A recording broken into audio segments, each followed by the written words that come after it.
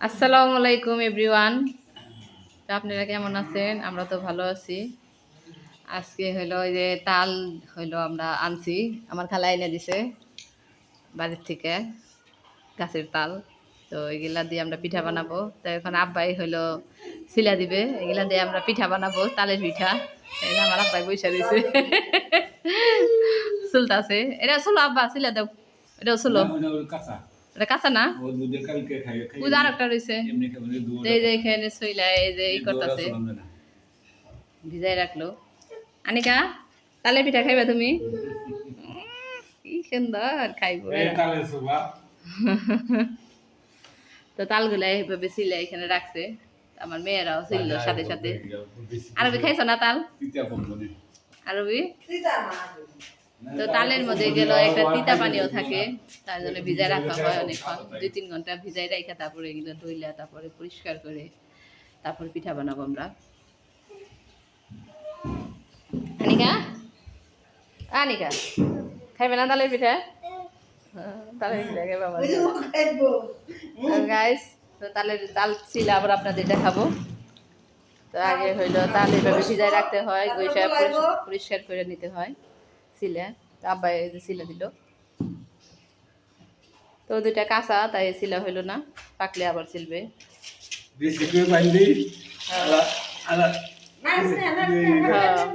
বেশি করে পানি দিলে তিতা পানি বেড়ে যাবো। তো দেখুন পানি খাবেন।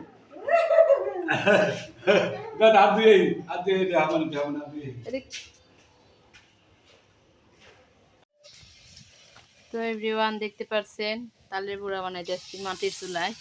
তাই এখানে হলো গুড় দিয়ে, তাল দিয়ে, তারপর আতপ চালের গুঁড়া দিয়ে একসাথে মিক্স করে একটু হালকা লবণ দিয়ে সব কিছু একসাথে নিয়ে এখন বুড়া বানিয়ে নিতেছি। তাই যে এখানে মাই দিয়ে দিতেছে একটু একটু করে। এগুলো গরম তেলে ভাজতেছে, এটা মুসমুস করে ভাইজা নিবে। তো একটু একটু করে দিতেছে তালের বুড়া। তো ভাদ্র মাসে এরকম তালের বুড়া খাইতে হয়, গ্রামে বলে প্রচলিত, আমি জানি না কিন্তু ঠিক বানায়। ভাদ্র মাসে 13 দিনের দিন পিঠা বানায়। তো এরকম পিঠা বানাই নিতে আসছে আমার মায়েও আমাদের জন্য চুলার মধ্যে, এই যে মাটির চুলায়। তো আমরা তালগুলো সবগুলো ভালো করে হইলো বের করে তারপরে এইগুলো বানাইতেছি। চিপড়ে নিয়েছিলাম তালগুলো, তো ওগুলো আপনাদের দেখাতে পারি নাই, ভুলে গেছিলাম। তো এখন তালের বুড়া বানাইতেছি, তাই আপনাদের দেখাইতেছে আবার। তো এই যেভাবে করে নিছে, তো এই ভাজাও প্রায় হয়ে গেছে, যে দেখেন মাটির চুলায় তাড়াতাড়ি হয়ে যায় সব কিছু। তো এই যে দেখুন বুড়া ভাজা হয়ে গেছে অলরেডি এক পাশে। তো এইগুলো উল্টে পাল্টে এখন উঠে নিবে আমার মা, তার এক পাশে উল্টে দিতেছে।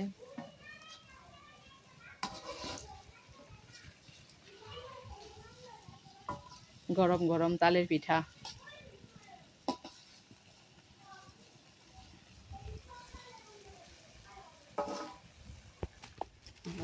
তো বুড়াগুলা ভাজা হয়ে গেছে, তো অলরেডি দেখতে পাচ্ছেন। তো এগুলো আস্তে আস্তে একটা একটা করে উঠে নিবে, বেশি ভাজলে আবার পুড়ে যাবে। তো দেখেন কত সুন্দর একটা কালার হয়েছে। এখন একটা প্লেটের মধ্যে আস্তে আস্তে সবগুলো উঠাই নিবে, কত সুন্দর কালার। তো এইভাবে বানাই অবশ্যই খাবেন আপনারা। আমাদের গাছের তাল এগুলা, তো আমাদের গাছে অনেক তাল হয়েছে। তো এখান থেকে আইনা তারপরে এগুলা হইলো ভালো করে হইলো তালগুলা রস বের করে তারপরে এইভাবে পিঠা বানানো হইলো।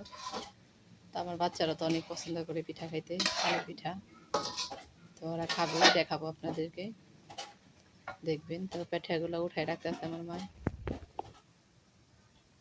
তো এই যে পিঠাগুলো উঠাই নিতেছে, গরম গরম পিঠা এই তো উঠাই নিল। দেখেন কতগুলো বানানো হয়েছে, মিষ্টির মতো লাগতেছে দেখে। তো পাশেই থাকুন, দেখুন এগুলো আমার বাচ্চারা খাবে, আপনাদের দেখাবো কত সুন্দর আমি পিঠা, তালের পিঠা। আচ্ছা সবাই দিব আমি খাইতে। তো মা আমার হাতে দিয়ে দিল পিঠাগুলা খাওয়ার জন্য, তো বাচ্চাদের কাছে নিয়ে যাই, তো বাচ্চারা খাবে। তো দেখতে পাচ্ছেন কতগুলো পিঠা বানাই দিছে। তো পাশে থাকুন, দেখুন বাচ্চাদের কাছে নিয়ে যাই। তো গাইস দেখতে পাচ্ছেন গরম গরম পিঠাগুলো আমার বাচ্চা আর আমার আব্বাই খাইতেছে।